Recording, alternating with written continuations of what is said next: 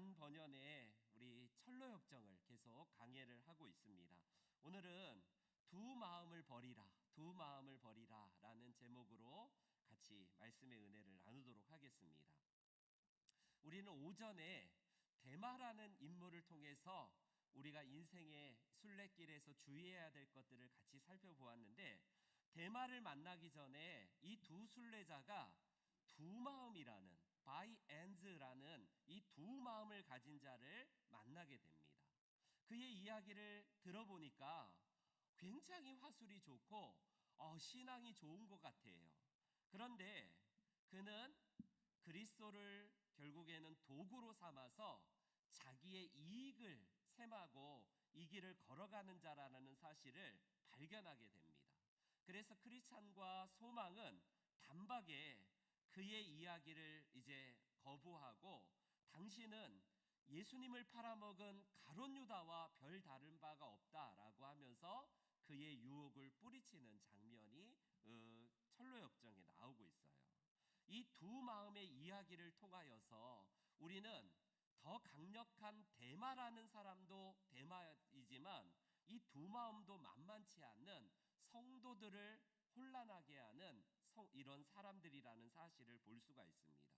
그래서 두 마음의 이야기를 통해서 잔 버니어는 뭘 이야기를 하고 싶은 거냐면, 우리가 그리스도인으로서 때로는 이 길로 갔다가 이 길로 갔다 그냥 좌지우지하면서 갈 것이 아니라 한결같은 마음으로 주님을 섬겨야 된다라는 사실을 비유로서 바로 이 두 마음이라는 등장인물을 소개하고 있는 겁니다. 그렇다면 성경에서 가장 두 마음을 가진 사람의 대표적인 인물을 소개하면 누구라고 할 수 있을까요? 철로역정에서 나왔지만 당신은 바로 가룟 유다를 닮았소라고 직접적으로 잔 버니언이 이야기한 것처럼 바로 26장에 등장하는 이 가룟 유다야말로 두 마음을 가진 전형적인 인물이라고 할 수가 있습니다. 오늘 본문 26장에는 예수님이 이제 십자가를 지시기 전에 이 두 명의 인물을 소개하고 있는데, 첫 번째는 하나님을 사랑하고 예수님을 사랑하셔서 가장 귀한 값비싼 향유 옥합을 예수님의 머리에 부은 한 여인이 오늘 본문 앞에 등장을 하고 있습니다. 그런 여인과는 대조를 이루는 두 마음을 가진 또 한 사람이 오늘 본문에 등장을 하는데, 그가 바로 가룟 유다예요. 가룟 유다. 보통 우리 가롯 유다는 가롯 출신의 유다라고 이렇게 합니다. 나사렛 예수하면 나사렛 출신의 예수님을 말하는 것처럼 가롯 유다는 가롯 출신의 유다를 지칭하는 용어라고 할 수 있어요. 그가 3년 동안 예수님을 따라다녔고 예수님을 통하여서 말씀을 듣고 그에게 이제 제자까지도 되었음에도 불구하고 왜 두 마음을 품어서 그 마지막에 대제사장들과 이 서기관들에게 은 30을 받고 예수님을 팔아먹은 사람이 되었을까요? 우리는 이 두 마음을 가진 가룟 유다를 통하여서 우리가 간단하게 함께 몇 가지로 정리하면 좋을 것 같습니다. 첫 번째로, 가룟 유다가 두 마음을 가졌던 가장 큰 이유는 예수님이 내 인생의 목적이 아니라 도구이기 때문에 그래요.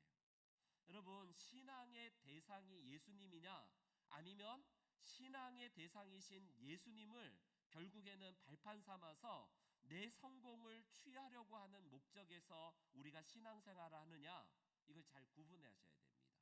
교회를 다니실 때에 내 목적을 이루기 위해서 하나님마저도 이용하는 분들이 있어요. 그러다가 물론 깨닫고 수순이 어찌 보면 그렇게 되다가 우리가 예수님을 정말 정통으로 만나서 변화받으면 괜찮은데, 가룟 유다는 초지일관입니다. 예수님의 제자로서 헌신했지만 그는 어떤 마음을 가지고 예수님을 따랐냐면, 예수님을 통해서 유대의 독립과 유대의 번성을 꿈꿨던 인물이 바로 가룟 유다입니다. 가룟 유다는 잘 알다시피 그 당시에 열심당원 출신이에요. 열심당원은 쉽게 말하면 예수님의 제자 그룹 가운데 몇 명인데 시몬을 비롯해서 몇 명이 있는데 그들은 어떤 사람이냐면 이 유다의 독립을 이루기 위해서는 폭력적인 방법을 통해서라도 이 로마로부터 우리나라가 독립을 해야 된다. 그래서 테러리스트들이 주로 활동합니다. 바나바를 비롯해서 많은 열심당원은 어떻게든지 테러를 일으켜서 이 로마로부터 유대 나라를 독립시키는 게 최고의 목적이에요. 그런 그가 가만히 보니까 이 열심당원의 힘으로는 이거 눈도 깜짝하지 못합니다. 지역적으로 뭐 테러를 일으키고 그냥 로마의 병정에 조금 해를 가할 수는 있지만 이게 뒤집어지지 않을 것 같아요. 불안한 그 불길한 예감이 엄습할 때에 그때 짠짠하고 나오신 분이 누구냐면 예수님이라는 나사렛에서 오신 한 청년이 굉장한 기적을 일으킨다. 엄청난 사람의 인기를 받고 이 예루살렘까지 진출한 모습을 지금 이 가룟 유다가 목격한 거예요. 저분이다. 저 사람이면 우리나라의 독립을 이룰 수 있겠구나. 저분을 통해서 내가 이루고자 하는 꿈을 이룰 수 있겠구나. 그게 가룟 유다가 꿈꿨던 유대의 독립의 모습이었다라는 사실입니다. 그래서 신앙의 목적이 순수하게 예수님이 아니라 예수님을 발판 삼아서 내 목적을 이루고자 하는 것이 가룟 유다의 첫 출발이었다는 사실입니다. 그러니 여러분 신앙이 들어가고 예수님의 말씀이 들어가겠습니까? 그래서 가룟 유다는요, 유대의 회복과 유대의 독립을 바라는 이 열심당원의 딱지를 계속해서 끝까지 떼지 못하고 예수님의 진짜 그 말씀을 오해하여서 결과적으로 예수님을 팔아먹은 사람이 되었다라는 사실입니다. 로마 제국으로 자기 힘으로는 도무지 감당할 수 없으니 저 슈퍼스타 같은 예수님의 힘으로 우리가 이 나라를 독립시켜야겠다라는 그 열망, 그 열정, 그것이 가룟 유다의 마음에 있었고 예수님의 다른 제자들 가운데에서도 대부분 이런 마음이 있었다는 사실입니다. 그런데 결국 예수님이 초라하게 베드로의 고백 있잖아요. 주님은 그리스도이시고 주님은 살아계신 하나님의 아들이십니다라는 이 고백을 한다면 야, 니네들 제대로 알아보는구나. 내가 이제 예루살렘에 올라가겠다. 거기서 이제 내가 끝장 볼게. 이런 말씀을 하실 줄 아는데 베드로가 이 고백을 했는데 예수님이 갑자기 약하게 그래? 잘했다. 베드로야 네가 진짜 잘 알아맞히는구나. 칭찬하면서 그 다음 말이 뭐예요? 이제 인자는 약속한 대로 대제사장과 서기관들에 의해서 십자가에 붙잡히고 결국 죽게 될 것이다 라는 너무나 유약한 말씀을 예수님이 하시는 겁니다. 아니 계속해서 이 말씀 이후에 점점 더 예수님의 십자가 예고는 계속되는 이 말씀을 하고 계세요. 자기가 결국에는 목표로 하는 것이 허사로 돌아갈까봐 전전긍긍한데 아니나 다를까 예수님이 무기력하게 결국 로마 병정에 끌려가고 그러니 이거 안 되겠다 싶어서 예수님을 은30에 결국 종교인들에게 팔아먹는 이런 파렴치한이 됩니다. 예수님이 신앙의 목적이 돼야 돼요. 무엇보다도 다른 것 다 배제하고 예수님만을 원합니다. 이게 우리의 신앙의 삶의 목표여야 되지 않습니까? 그런데 예수님도 좋지만 예수님 기왕이면 나 좀 승진도 하게 하시고 나 사업하는데 좀 번성도 하는데 좀 도와주셔. 좀 다른 사람들도 도와주는데 그까짓 거 못 도와줍니까? 이런 마음으로 신앙생활을 한다면요 결과적으로 예수님이 목적이 아니라 도구로 결국 내 목적을 이루고자 하는 그것이 결국 불발될 때에는 두 마음이 바로 드러나게 된다라는 사실입니다. 여러분 신앙생활할 때 예수님이 우리 신앙의 목적인지 아니면 예수님이 주시는 그 파생적인 복, 떡고물 그냥 제사에는 관심이 없고 제밥에만 관심이 있는 우리의 모습은 없는지를 우리가 그래서 함께 우리 자신을 돌아보는 것이 두 마음을 피할 수 있는 비결이라고 할 수 있습니다. 두 번째, 가룟 유다는 왜 두 마음을 품게 되었을까요? 무엇보다도 그는요, 돈입니다. 돈이 결국에는 이 가룟 유다의 마음에 잠식했기 때문에 신앙도 안 자라고 예수님의 제자로서 결국 헌신이 없었고 두 마음을 품고 끝까지 갈 수밖에 없습니다. 여러분, 사람은 무엇을 가치 있게 여기냐? 내가 가치 있는 것에 돈을 걸고요, 내 에너지를 쏟고 내가 가치 있는 것에 결국 인생의 의미를 담가서 열정을 쏟아부어요. 여러분 한번 보세요. 어떤 것에 가치를 두느냐에 따라서 내 돈이 들어가고 내 열정이 들어가는 것을 우리는 모두 다 인정을 할 겁니다. 그래서 마태복음에 그런 사람 중에 대표적으로 한 여인, 마태는 그 여인의 이름을 소개하지 않지만 요한복음에 보면 그 여인이 바로 마리아라고 소개를 하고 있는데, 이 사람은요, 마리아는 정말 소중한 옥합을 예수님께서 십자가를 계속 예고하시고 예수님께서 돌아가신다는 얘기를 하니까 그 여자의 그 촉이 있잖아요. 여성의 그 남성이 갖지 못한 그 촉 때문인지 몰라도 예수님이 너무 사랑하는 이 마리아는 결국 자기가 가지고 있는 향유 옥합을 가지고 예수님께 가져가서 그것을 예수님께 부어버립니다. 성경에 의하면 이 지금 향유 옥합이 300데나리온이래요. 300데나리온. 300데나리온이면 노동자가 우리 1년 일해서 버는 돈을 의미합니다. 여러분, 노동자가 1년 벌어서 300일 동안, 거의 1년 동안 일해서 번 돈이면 우리나라 가치로 보면 얼마일까요? 최소 5천에서 1억. 이 어마어마한 이 값어치의 향유 옥합을 예수님께 가감없이 부어드립니다. 이 마리아로서는 이게 얼마나 큰 돈이고 얼마나 귀한 향유인가를 알지만 주님을 너무나 사랑했던 그녀로서는 예수님의 장례를 준비하는 마음으로 그 슬픈 감정을 억누를 수 없지만 예수님의 장례를 준비하는 마음으로 그 여인은 향유 옥합을 그것을 그대로 갖다 부어버립니다. 여러분, 하지만 또 다른 한 사람인 오늘 본문의 가룟 유다는 이 장면을 목격하고 눈이 돌아가요. 이게 뭐야? 여러분, 이 장면에서 가룟 유다가 직접적으로 마태는 등장을 하고 있지는 않지만 가룟 유다가 돈을 사랑했다는 것을 요한복음에는 직접적으로 나타나고 있거든요. 우리가 26장 9절을 다시 한번 볼게요. 9절 우리 한번 제가 앞에 보시면 됩니다. 같이요. 이 향유 옥합을 부은 여인을 향해서 한 제자가 이렇게 소리쳐요. 시작.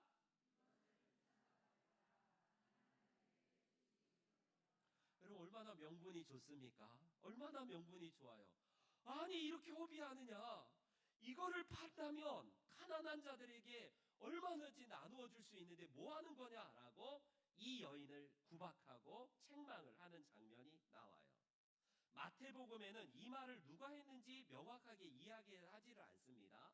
그리고 무슨 의도로 이 말을 했는지를 그 속 이야기, 그 저희가 뭔지를 정확하게 기록하진 않는데 요한은 요한복음에서 정확하게 이 말을 한 사람과 그가 왜 이 말을 했는지를 그 의도, 속마음까지 기록하고 있어요. 우리 요한복음 12장 6절을 한번 보겠습니다. 시작.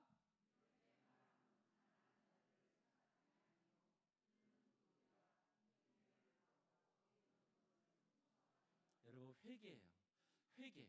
그 당시 예수님의 제자 그룹 가운데에 똑똑한 사람이 보통 머리가 뛰어난 사람이 이제 그 회개를 담당하고 있는데 돈을 맡고 있는 이 가룟 유다 입장에서는 저 돈이면 내가 얼마든지 이거 빼돌릴 수 있는 돈인데 명분은 가난한 사람들에게 도와줘야지. 이런데 속마음은 뭐냐면 저기 아깝다, 엄청나게 아깝다라는 마음으로 결국 돈깨를 맡은 회계를 맡은 이 가룟 유다 입장에서는 결국 그 돈을 허비하는 것으로 이제 이야기를 하게 됩니다. 그래서 그가 예수님보다 돈을 더 사랑했고 돈을 더 위했기 때문에 그는 30이라는 은 30이라는 돈을 받고 예수님을 팔아먹는 이런 사람이 돼버린 거예요. 여러분, 그러므로 우리가 하나님보다 더 사랑하는 것이 우리는요, 그게 신이고 그게 우리의 마음의 자리에 잡히고 있는 거 아니겠습니까? 우리는요, 하나님보다 더 사랑하는 것이 있다면 두 마음을 품을 수밖에 없다는 사실을 꼭 기억하십시오. 이것은 아침에 오전에 우리가 살펴보았듯이 데마의 교훈과 이 두 마음이라는 사람의 교훈과 롯의 처의 교훈과 똑같이 맥락을 같이 하고 있습니다. 그러니 여러분, 하나님을 더 사랑하여서 두 마음을 경계하시기를 주님의 이름으로 축원합니다. 세 번째, 오늘 가룟 유다가 왜 두 마음을 가진 사람의 전형일까요? 그는 예수님의 말씀에 귀를 기울이지 않고 자기가 취사 선택을 했기 때문에 그러해요. 여러분, 우리는 그 말의 진리를 다 알기 위해서는 순종하고 따라가고 그것을 실천하고 따라가는 것이 필요한데, 대부분의 우리 그리스도인들, 가룟 유다를 비롯해서 저를 비롯해서 많은 사람들이 넘어지는 이유가 뭐예요? 그 말씀의 진리를 우리가 다 파악하기도 전에 내가 생각하는 것으로 재단해 버립니다. 아, 이거는 내가 다 알고, 아유, 이 정도는 내가 교회 생활 몇 년 했는데 그 정도 모를까 해갖고 다 재단해 버려요. 말씀을 내 스스로 취사 선택해서 이거는 내가 요렇게, 요거는 패스해도 돼. 이게 가룟 유다가 가졌던 실패, 넘어짐의 이유였고 두 마음을 가진 이유였습니다. 그는요, 말씀드렸듯이 베드로가 위대한 신앙 고백을 하고 나서 예수님이 가자, 예루살렘으로 가자까지는 좋은데 거기에서 내가 십자가를 지고 이제 나는 고난을 받는다라는 말을 해요. 말씀을 하십니다. 우리 한번 그 말씀 마태복음 16장 말씀을 볼까요? 예수님이 이런 말씀을 하십니다. 다 같이 시작.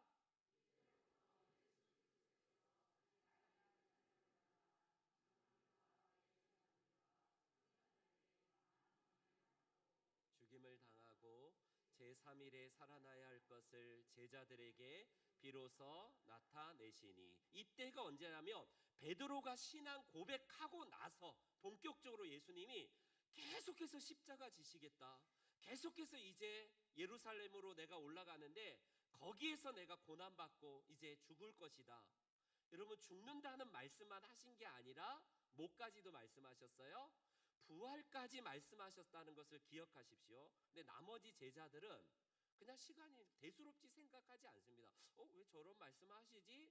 근데 아주 머리가 뛰어난 이 가룟 유다는 그게 예사스럽지 않게 들려요. 뭐라고? 예수님이 대제사장들과 서기관들에게 잡혀 죽는다고? 다른 제자들은 그냥 시간이 지나니까 그냥 흘려들어서 다 잃어버렸는데, 가룟 유다는 굉장히 머리가 비상한 사람입니다. 그가 예수님이 잡혀 죽게 됐구나, 그러면 이거 내가 계획했던 것 허무로 돌아가니 안 되겠다라고 하면서 결국 예수님을 팔게 됩니다. 여러분, 가룟 유다는 하나를 알고 둘은 몰랐어요. 하나, 앞에 예수님은 예루살렘에서 고난받고 죽게 된다라는 십자가의 죽음과 더불어서 그러나 제3일에 다시 살아날 것에 대한 부분들은 다 잃어버리게 된 거예요. 이게 지금 가룟 유다가 두 마음을 가지고 결국에는 귀를 기울이지 않고 말씀이 끝까지 응하는 것을 못 보고 자기 딴에 재단하여서 예수님 안 되겠구나, 내가 끝까지 따른다면 내가 성취하고자 하는 것을 꿈을 이루지 못하겠구나 라고 하면서 예수님을 팔아먹습니다. 여러분, 제3일에 다시 살아날 것에 대한 이 부분들을 마음에 간직했다면 이 가룟 유다는 두 마음을 품지 않았을 거예요. 끝까지 주님께서 살아나시는구나, 주님이 부활하시는구나, 다 알 수는 없지만, 이해할 수는 없지만 주님은 살아나실 거야 라는 이 말씀이 그 가운데에 자리하지 못하고 죽게 된다, 결국 이 종교인들에게 붙잡혀서 죽는다라는 이 사실에 모든 것이 끝났구나, 대세는 이제 정해졌고 이제는 내가 더 이상 저분을 따를 이유가 없겠구나라고 하면서 배신하여 은 30을 받고 결국 예수님을 팔기로 결심합니다. 이제 말씀의 결론을 맺을게요. 여러분, 하나님의 말씀을 잘 듣는 게 중요합니다. 근데 잘 듣는 것으로 끝나지 마시고 그거를 우리의 손발로 살아내셔야 돼요.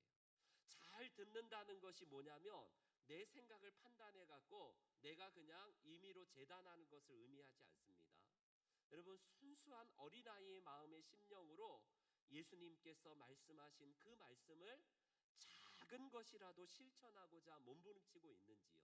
아니면 뭐 하는 말씀, 뻔한 말씀 하면서 늘 우리가 재단하고 있지는 않는지. 가룟 유다가 하나를 취했다면 이 뒤의 말씀까지도 붙들었다면 얼마나 좋았습니까? 그의 운명이 바뀌지 않았을까요? 그러나 자기 생각에 사로잡혀서 멸망의 길로 가는 가룟 유다의 모습을 볼 수 있습니다. 두 마음을 품으면 돌이킬 수 없는 멸망의 길이 기다리고 있다라는 사실입니다. 그래서 우리 모든 성도님들 한 분 한 분이 하나님의 말씀이 내 안에 깊이 자리하여서 그것이 열매 맺고 결국에는 하나님의 영광을 드러내는 일까지 우리가 늘 순종하는 데까지 나아가시는 우리 모든 성도님들 되시기를 주의 이름으로 축원합니다. 아멘. 아멘. 광고 드리겠습니다.